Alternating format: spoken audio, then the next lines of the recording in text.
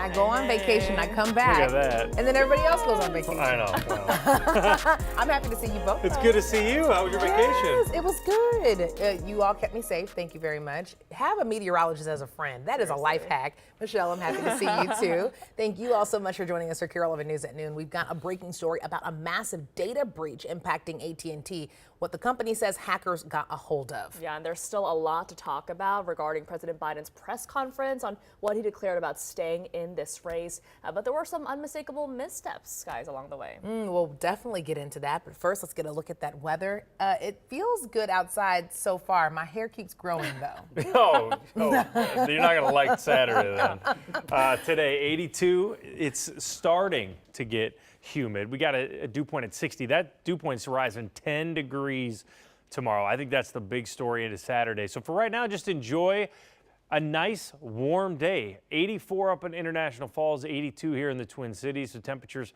hanging in the low 80s. But again, it's on the lighter, humid side, if that makes sense. Not really seeing any cloud cover. It's nice to have back-to-back days to dry out. And obviously you talk about heat and humidity, you start thinking about storms. Where are those? Well, the storms are way up in Winnipeg. Now that feels pretty far away, but in this time of the year, when you're in July, storms can move way further. And I'm talking about miles, like 1,000 miles storms can roll. So they're way up there. It takes a long time to drive up to Winnipeg, so they're a ways away. But by the time we get to Saturday morning, late tonight through tomorrow morning, we got to track those exact storms, and they're going to make that trek. You can almost see them moving down 94 from Moorhead down towards St. Cloud. Now, they're going to be weakening. We will time them all out for you and take a look at the heat in your forecast. John, thank you. Now to that breaking AT&T news. Company leaders say nearly all of its customers have been impacted by a massive 2022 data breach. Tens of millions of customers' phone numbers were accessed between May 1st and October 31st of 2022. While the hackers were able to access call logs, AT&T says the contents of customers' texts and calls were not exposed. The company has fixed the breach and is working with authorities to find out who's responsible. In the meantime, they promise to contact anyone who's been affected. We're looking live at Bedeh-McCoska, where we'll likely see a lot of people trying to beat the heat out there. We can also expect more water patrols, making sure people are staying safe. Audrey Russo shows us what areas you'll want to avoid. Yeah, the lakes have really been a breeze for the Hennepin County Water Patrol so far this season. All of the rain means people are staying off of the lakes, trying to make sure that they're safe. But now, obviously with the 90-degree temperature coming this weekend, the water here in Lake Minnetonka is ready for swimming. It's warm, it's comfortable, and it's also ready for boaters. And this is what the Water Patrol is bracing for. Though things will be busy, it'll be a welcome change for the Hennepin County Sheriff's Water Patrol. They tell us so far their season has been full of water rescues from rivers instead of lakes. They are extremely high this year, and I would say 90% of them are on the river, where normally it's 90% of them on the lakes. And it's because of that high water and all that rain. That consistent rainy weather, the patrol says, makes the rivers a treacherous place for kayakers and people testing their luck swimming. Unfortunately for the Water Patrol, it means they've seen an increase in drownings, with the month of June nearly outpacing all of last year's incidents combined. We had 14 all of last year. We had 9 alone in the month of June, which is it's just not okay. It's fast. There's stuff underneath the water in the river that you just don't know is there, because normally it's on land. And it's just very dangerous. It's easy to get trapped. Because of that, the Water Patrol is asking everybody to stay out of the rivers. They say they are not safe for recreational swimming, for canoeing, for kayaking. They say the lakes are a much safer option. Back to you. Today about the 17-year-old who drowned at Quarry Park just outside of St. Cloud earlier this week.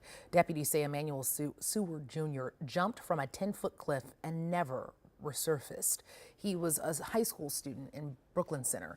His baseball team sharing this picture, saying, "Our little baseball program won't be the same without you." This is the third death at the popular swimming spot since 2021. In less than an hour, Transportation Secretary Pete Buttigieg will be in Minnesota to campaign for President Biden.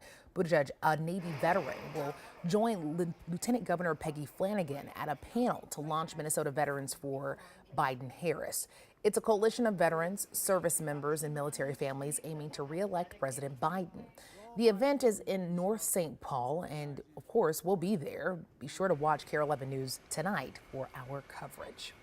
Well, today's visit comes as the president fights to stay in the race for the White House. President Biden fielded questions from reporters last night as people, even from his own party, are calling on him to back out. Still, he says he will continue his campaign. And you know, Michelle, I know we heard from the president last night. What's the latest? Well, Alexis, President Biden is defiant in continuing his run for office. Today, he's before supporters in Michigan, less than 24 hours after he made the message clear he is not backing out. This press conference, though, his first since last month's debate debacle, had some flubs of its own. He started off referring to Vice President Harris as Donald Trump. And earlier in the day, he called Ukraine's President Zelensky President Putin. This one he corrected shortly after. Now, it's not enemies, but a growing number of allies expressing their concerns. So far, one Democratic senator and 16 House Democrats have publicly called on him to step aside. The idea that senators and congressmen running for office worry about the ticket is not unusual. And I might add, there are at least 5 presidents running or incumbent presidents who had lower numbers than I have now. So a question moving forward is how Republicans might strategize around Biden's performance right now. In about 72 hours, they'll start their national convention in Milwaukee. We'll talk more about that possible strategy, Alexis, coming up in the next 30 minutes. So many moving parts. Strategy definitely a big story moving forward. Thank you, Michelle. Well, we're police shooting in North Branch. The police department released a body cam video from the night an officer shot and killed Jamie Crabtree. In the moments leading up to the shooting on June 27th, Crabtree can be heard saying, "I don't want to live." For over 12 minutes, officers tell the 36-year-old to roll away from the gun so they can help her. The BCA says squad car cameras show her pointing an object at officers before they opened fire.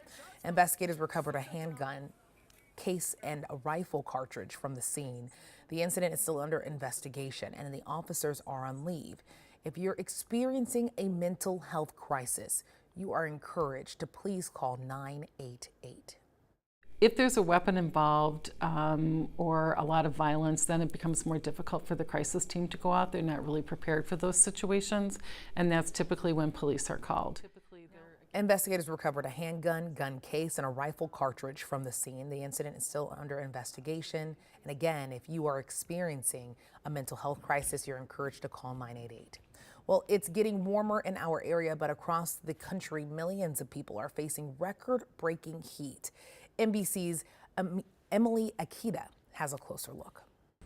Hey there. Well, the heat we're expecting is the kind where officials are urging people to drink water every 15 minutes when they're outside, and it's not expected to ebb. In fact, those high temperatures are expected to continue to spread in the coming days. For the more than 1 million Americans that are without power, without AC, the situation is turning dire. Across the country, there are nearly 40 deaths blamed on the heat. Out west on social media, you're seeing people demonstrating it's so hot that they can actually cook their breakfast outside. In Texas, hundreds of thousands of people are expected to remain without power as a result of the remnants of Hurricane Beryl for another several days. They've already been dealing with those heats, and the hospital systems down there have been reporting a surge in heat-related illnesses. So there's pressure mounting on the power company's CenterPoint there, but it points out that while it understands the difficulty and the frustrations from residents, it has restored power to 1 million customers faster than it ever has. In the Northeast, a bit of a different problem. The remnants of Hurricane Beryl bringing an immense amount of rain over the last couple of days and some reported tornadoes.